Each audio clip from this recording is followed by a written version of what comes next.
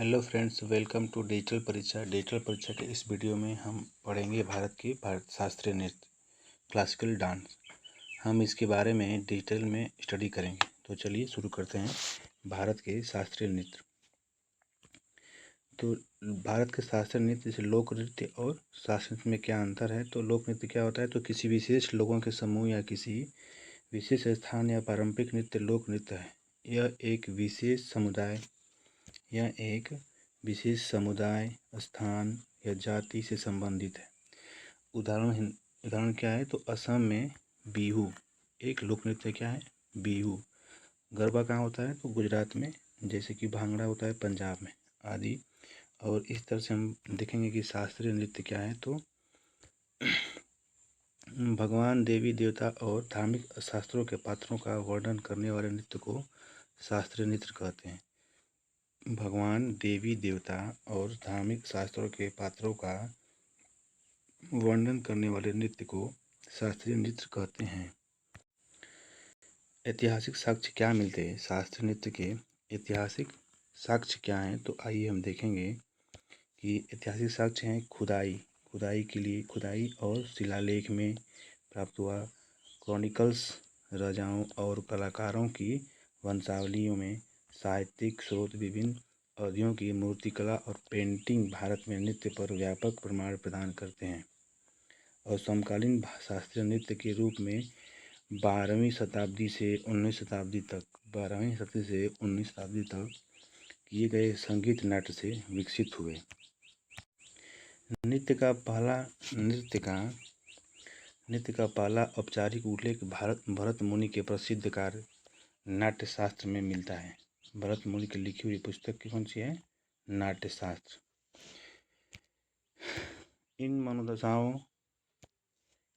मनोदशाओं और अभिव्यक्तियों को हाथ के इशारों और शरीर की मुद्राओं के माध्यम से दर्शाया जाता है। इसका एक्सप्रेशन क्या क्या होता है, तो हाथ के इशारों से और शरीर की मुद्राओं से। इसमें 108 मौलिक मुद्राएं होती हैं। इस तरह से हम अंग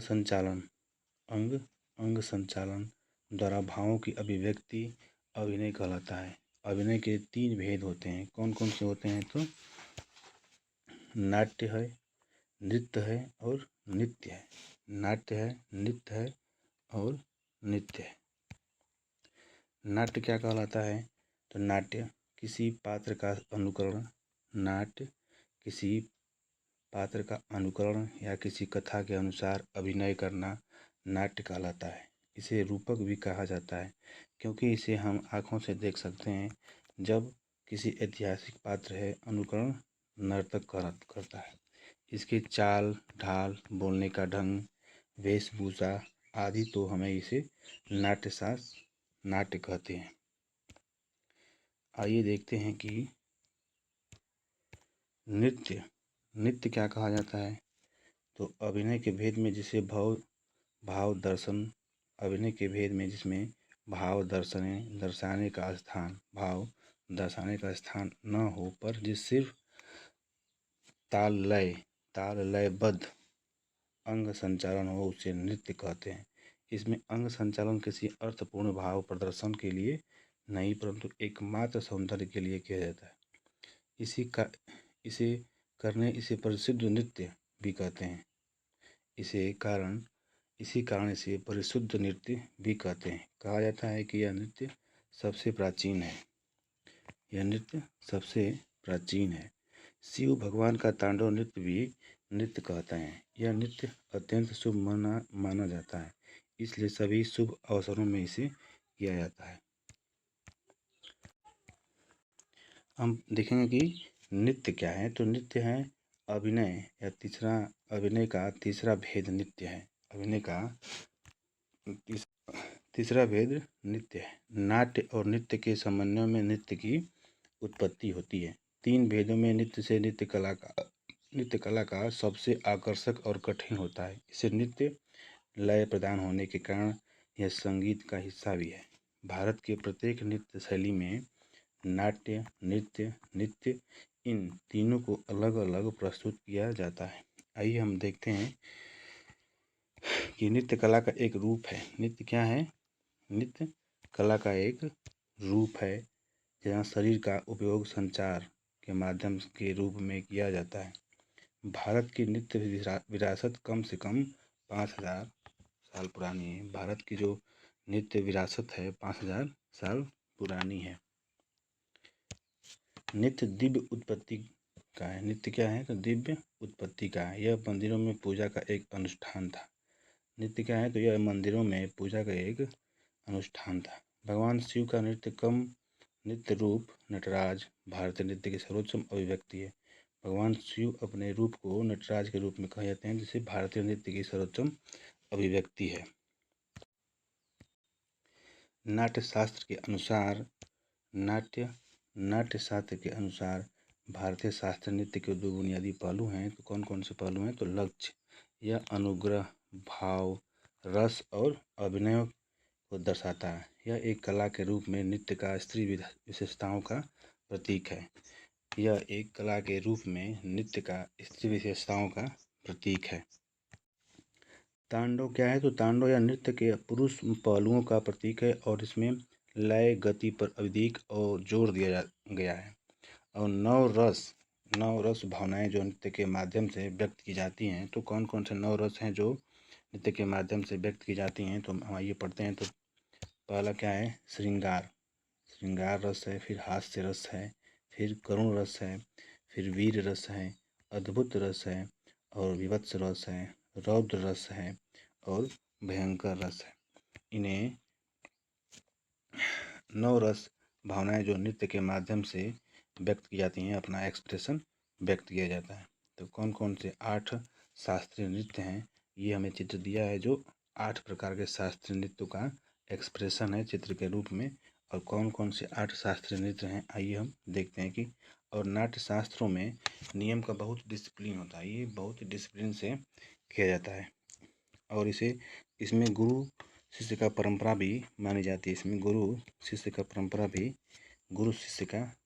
की जाती है और संगीत नाट्य अकादमी द्वारा इसे प्रमाणित किया जाता है कि यह शास्त्रीय नृत्य है या नहीं है।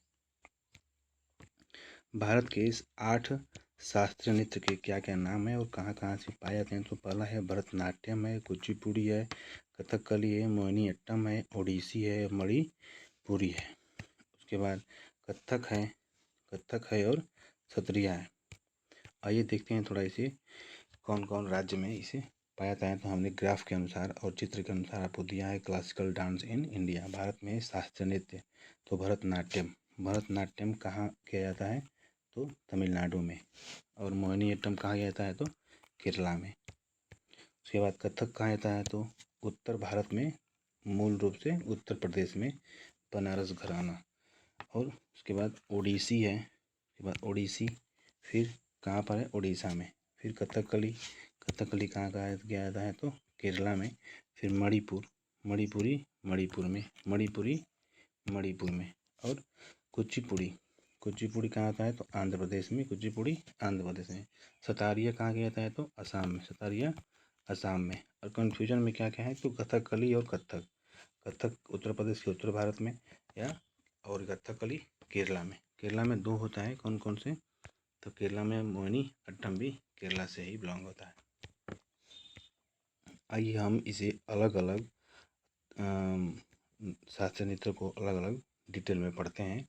भरतनाट्यम कहाँ मिलता है? तो कहाँ किया जाता है? तमिलनाडु में। भरतनाट्यम कहाँ किया जाता है? तमिलनाडु में। इसे हम डिटेल में जानेंगे कि सभी शास्त्रीय नृत्यों में सबसे पुराना भरतनाट्यम का नाम भरत मुनि ने दिया था। भरतनाट्यम का नाम भरत मुनि ने दिया था। नंदकिशोर द्वारा रचित अभिनय दर्पण भरतनाट्यम अध्ययन का मुख्य स्रोत एक हार, जहाँ एक नर्तक एकल प्रदर्शन में कई भूमिकाएं निभाती हैं। एक नर्तक जो है अपना एक्सप्रेशन कई तरह का रिप्रेजेंट करती है। एक स्वतंत्रता सेनानी के ई कृष्ण अय्यर के प्रयासों ने इस नृत्य कला को पुनर्जीवित किया। एक हमारे स्वतंत्रता सेनानी ई कृष्ण अय्यर थे जो इसे इस कला को पुनर्जीवित किया, नया जीवन दिया, प्रदान किया। रुक्मिणी देवी ने नृत्य को वैश्विक पहचान दी। इस नृत्य को रुक्मिणी देवी द्वारा वैश्विक पहचान दी गई। और थीम क्या थी? थीम धार्मिक और भक्तिपूर्ण। थीम क्या थी? धार्मिक और भक्तिपूर्ण। इस नृत्य में तांडव और लक्ष्य दोनों पहलुओं पर बराबर जोर दिया जाता है, जिसमें मुद्रा पर प्रमुख जोर दिया जाता है। इसमें पर प्रमुख जोर दिया जाता है। नृत्य में पैर, कूल्हे और हाथ के मूवमेंट को शामिल किया जाता है। जो एक्सप्रेशन किया जाता है ना नृत्य डांस करते समय, क्लासिकल डांस जो ये है, नृत्य में कूल्हों का और हाथ का मूवमेंट से एक्सप्रेशन शामिल है या किया जाता है। भावनाओं का व्यक्त करने के लिए आँखों का प्रयोग किया जाता है, हाथों का इशारों का उपयोग किया जाता है। और भरतनाट्यम को अक्सर अग्नि नृत्य कहा जाता है। भरतनाट्यम को अक्सर अग्नि नृत्य भी कहा जाता है, क्योंकि यह एक मानव शरीर के अग्नि तत्वों की अभिव्यक्ति है। मानव शरीर के अग्नि तत्व की अभिव्यक्ति है। प्रसिद्ध प्रस्तावक यामिनी। प्रसिद्ध प्रस्तावक कौन कौन से हैं? तो यामिनी कृष्णमूर्ति हैं, कुचिपुड़ी के लिए भी प्रसिद्ध हैं, और लक्ष्मी विश्वनाथन हैं, पद्म सुब्रमण्यम, मृणाली साराभाई जो विक्रम साराभाई की वाइफ हैं, जो महान वैज्ञानिक हैं, और उनकी बेटी मल्लिका साराभाई हैं, जो कि कुचिपुड़ी में भी यह एक अच्छा प्रदर्शक है या नर्तक है। कुचिपुड़ी के लिए भी प्रसिद्ध है। वेशभूषा सोने की कढ़ाई के साथ रेशम की साड़ियों से बनी होती है, और इसमें बहुत सारे प्लेट होते हैं।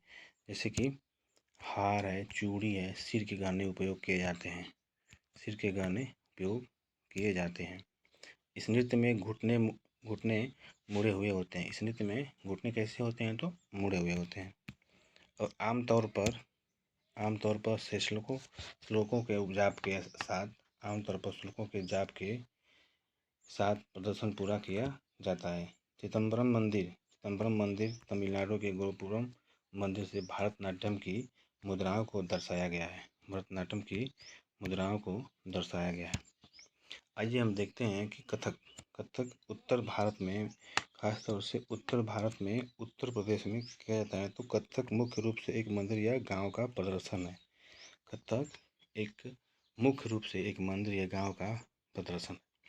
कथक की उत्पत्ति ब्रजभूमि की रासलीला से हुई थी, जिसमें नर्तक प्राचीन शास्त्रों कहानियाँ सुनाते थे। उत्पत्ति ब्रजभूमि की रासलीला से हुई थी, जिसमें नर्तक प्राचीन शास्त्रों से कहानियाँ सुनाया करते थे, और इसका नाम कहानी और कथाकार जो कहानियाँ बताता है उसे लिया गया है। कहानी और कथाकारों के लिया गया है। कथक का प्रसार 15वीं और 16वीं शताब्दियों के में भक्ति आंदोलन के समय हुआ, और मुगल सम्राटों ने इसे एक दरबारी नृत्य बना दिया। जहां कथक ने अपनी वर्तमान विशेषताओं का अधिग्रहण किया और एक विशिष्ट शैली के साथ नए रूप में विकसित हो गया। और अवध के अंतिम नवाब वाजिद अली शाह के संरक्षण में यह एक प्रमुख कला के रूप में विकसित हुआ। और कथक की शास्त्रीय शैलियों को 20वीं शताब्दी में एक महिला लीला सोखी द्वारा पुनर्जीवित किया गया। जुगलबंदी कथा गायन का मुख्य आकर्षण है। यह कथक में जुगलबंदी जो तबला वादन और नर्तक के रूप में किया जाता है, जो नर्तक और तबला वादक के बीच एक समन्वय और सामंजस्य दिखाता है। थीम इसकी क्या है? तो राधा कृष्ण है। नृत्य धीमी से तेज गति से आगे बढ़ती है, धीरे से उसके बाद बहुत तेजी से यह नृत्य किया जाता है। तबला, सितार, संतूर द्वारा प्रदत्त हिंदुस्तानी संगीत पर प्रदर्शन किया जाता है।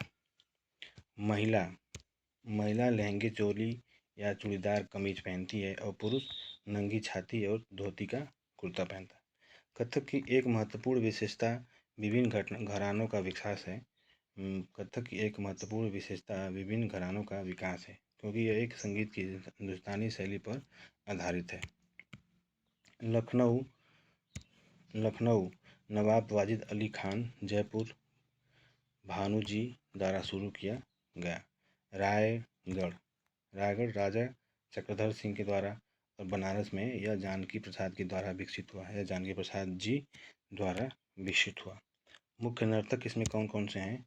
तो मुख्य नर्तक हैं कथक के बिरजू महाराज, लच्छू महाराज, सितारा देवी, शोभना नारायण। आमतौर पर कथक एक एकल प्रदर्शन होता है और नर्तक अक्सर छंद या पाठ करने के लिए रुकता है और उसके बाद नृत्य करके उसे छंद को प्रदर्शित करता है। फुटवर्क पर ध्यान अधिक रहता है और टखने पर घुटनियों का पहने हुए पैरों को कुशलता से नियंत्रित करता है। आइए पढ़ते हैं नेक्स्ट हम ओडिसी शास्त्रीय नृत्य कौन कौन से हैं, कैसे इसे पढ़ाया जाता है। तो ओडिसी कहाँ होता है कि ओडिशा में। इसे उदयगिरी खंडगिरी की गुफाएं ओडिसी नृत्य के कुछ शुरुआती उदाहरण प्रदान करती हैं। जैसे कि इस नृत्य रूप का नाम नाट्यशास्त्र में उल्लेखित ओड्रा नृत्य से लिया गया है। यह मुख्य रूप से महारी द्वारा प्रचलित था और जैन राजा खारवेल द्वारा संरक्षित था। चार्ल्स फैब्री और इंद्राणी रहमान के प्रयासों के कारण ओडिशा को अंतर्राष्ट्रीय स्तर पर प्रशंसा मिली। ओडिसी को अंतर्राष्ट्रीय स्तर पर प्रशंसा मिली। इस क्षेत्र में वैष्णववाद के आगमन के साथ महारी प्रणाली समाप्त हो गई और इसके बजाय युवा लड़कों को भर्ती किया गया और कला के रूप को जारी रखने के लिए महिलाओं के रूप में उन्हें ही कपड़े पहनाए जाते थे और उन्हें गोटीपुआ के नाम से जाना जाने लगा। प्रसिद्ध प्रस्तावक कौन कौन से हैं? तो मीनाती मिश्रा, गुरु पंकज चरण दास, गुरु केल्लू चरण, महापात्र सोनल, मानसिंह भरतनाट्यम के लिए भी प्रसिद्ध है। मानसिंह भी हैं जो करते हैं और भरतनाट्यम के लिए भी प्रसिद्ध है। प्रदर्शन के प्रमुख विषय भगवान विष्णु के अवतार और जयदेव गीता गोविंद के छंदों से संबंधित है। इसमें जो प्रमुख आसन शामिल है, त्रिभंगा शरीर को गर्दन धड़ और घुटनों को मोड़ा जाता है और चौक एक वर्ग की नकल करने वाली स्थिति है। नर्तक उसके शरीर के साथ जटिल ज्यामिति आकार और पैटर्न बनाते हैं। जैसे कि हमें इस चित्र में दिया हुआ है कि नर्तक उसके शरीर के साथ ज्यामिति आकार में पैटर्न बनाते हैं और नृत्य रूप पानी के तत्व का प्रतीक है। ओडिसी नृत्य हिंदुस्तानी शास्त्रीय संगीत के साथ किया जाता है। ओडिसी नृत्य हिंदुस्तानी शास्त्रीय संगीत के साथ किया जाता है। नृत्य देखेंगे कहाँ पर किया जाता है। तो आंध्र प्रदेश कुचिपुड़ी क्या किया जाता है? तो आंध्र प्रदेश। कुचिपुड़ी मूल रूप से कुशलवस के नाम से जाने वाले अभिनेताओं के समूह द्वारा गांव-गांव जाकर किया जाता है। कुचिपुड़ी आंध्र प्रदेश के कृष्ण जिले के कुशलापुरी व कुचेलपुरम गांव से बिलोंग करता है। अपना नाम प्राप्त करता है और 17वीं शताब्दी में सिद्धेंद्र योगी ने परंपरा को औपचारिक और व्यवस्थित किया। वैष्णववाद के आगमन के साथ यह नृत्य पुरुष ब्राह्मणों का एक अधिकार बन गया। जब वैष्णववाद का आगमन हुआ तो सिर्फ इसे ब्राह्मण जाति के लोग ही किया करते थे। भगवान पुराण की कहानियाँ इस नृत्य का एक केंद्रीय विषय बन गई और यह नृत्य नाटक के रूप में किया जाता है, यानी कि समूहों से प्रदर्शन और एकल में है। बाल सरस्वती और रागिनी देवी ने इस नृत्य कला को पुनर्जीवित किया। इन्हीं के द्वारा इसे पुनर्जीवित किया गया। बाल सरस्वती और रागिनी देवी ने इसे पुनर्जीवित किया। श्रृंगार रस की प्रधानता है। इस नृत्य में किस रस की प्रधानता है? तो श्रृंगार रस की प्रधानता है और कुचिपुड़ी तत्व है। मांडुक शब्द एक मेढक की कहानी है। मांडुक क्या है? तो मांडुक शब्द एक मेढक की कहानी है। तरंगम नर्तक पीतल की प्लेट के किनारों पर अपने पैरों के साथ नृत्य करता है।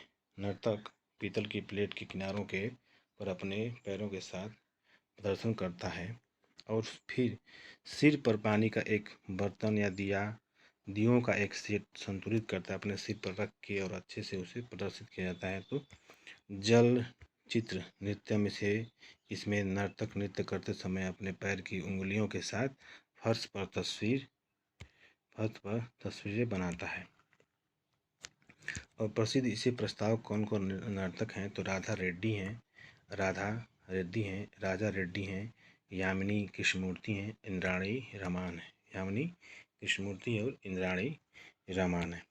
हम पढ़ेंगे कि कथकली केरल राज्य में किया जाता है। तो सबसे पहले कि राम नट्टम, कड़ियट्टम, कृष्णम अलग अलग नृत्य विकसित हुए और कथकली के स्रोत बन गए। और रामायण और महाभारत के एपिसोड का वर्णन है इसमें। इस नृत्य में नाम नट्टम, कुड़ियाट्टम, कृष्ण अट्टम अलग अलग को मिला के विकसित हुआ एक कथकली स्रोत बन गया। और मुकुंद राजा के संरक्षण में प्रसिद्ध मलयाली कवि वी.एन. मेनन द्वारा 1930 के दशक में इसे पुनर्जीवित किया गया। और कथकली अनिवार्य रूप से एक सर्वपुरुष मंडली प्रदर्शन है। कथकली गायन पूर्व कोई अतिरिक्त तत्व प्रदर्शन में उपयोग नहीं किया जाता और कम से कम उपयोग होता है। नर्तक विशेष रूप से मेकअप और वेशभूषा के साथ कहानियों की भूमिकाओं, राजाओं, देवताओं, राष्ट्रों आदि के निर्माण करते हैं। गायक तथा सुनता है और संगीतकार वाद्य यंत्र बजाते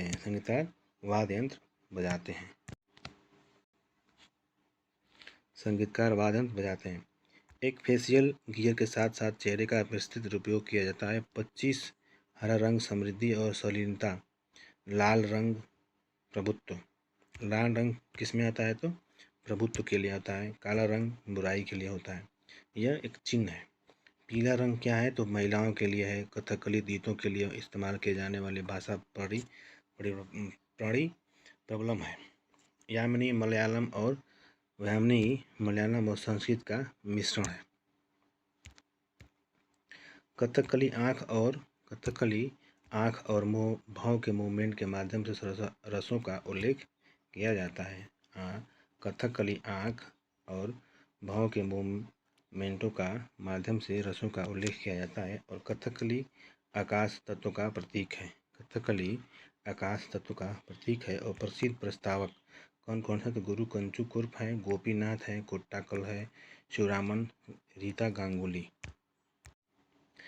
मोहिनी अट्टम आगे बढ़ते हैं कि मोहिनी अट्टम कहाँ मिलता है तो कहाँ किया जाता है मोहिनी केरला में।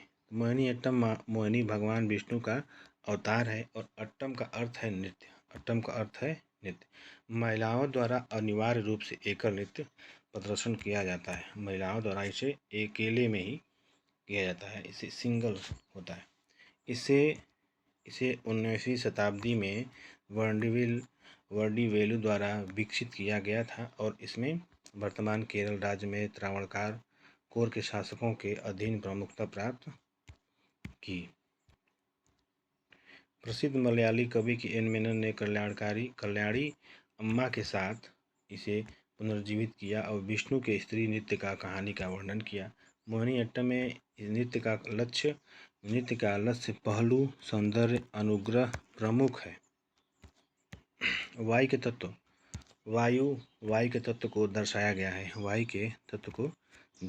और प्रसिद्ध प्रस्तावक कौन कौन से हैं तो प्रसिद्ध प्रस्तावक सुनंदा नायर है, कलामंडलम क्षेमवती है, माधुरी अम्मा है और जयप्रभा मेनन है।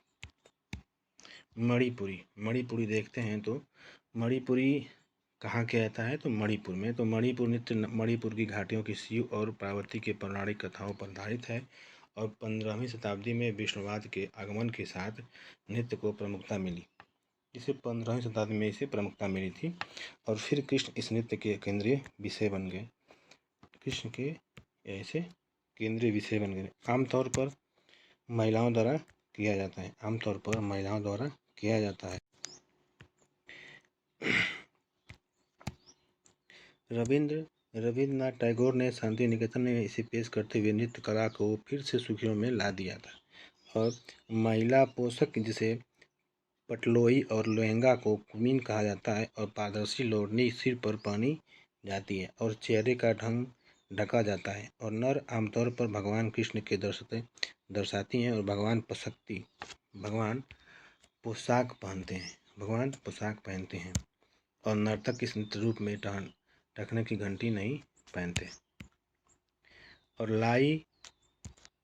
लाई हरोबा नृत्य का सबसे प्राचीन रूप है जो मुख्य कलाकार माईबा और मावी पुजारी और पुजारन के जो दुनिया में इसे कौन क्या कहता है तो पुजारी और पुजारन क्या बोलते हैं मुख्य कलाकार माईबा और मावी निर्माण के विषय को फिर से प्रदर्शन करते हैं। निर्माण के विषय को फिर से प्रदर्शन करते हैं। और मणिपुर नृत्य भक्ति पर जोर देने में अद्वितीय है और चेहरे एक पतली घूंघट के साथ कवर किए जाते गए और चेहरे की अभिव्यक्ति कम महत्व की।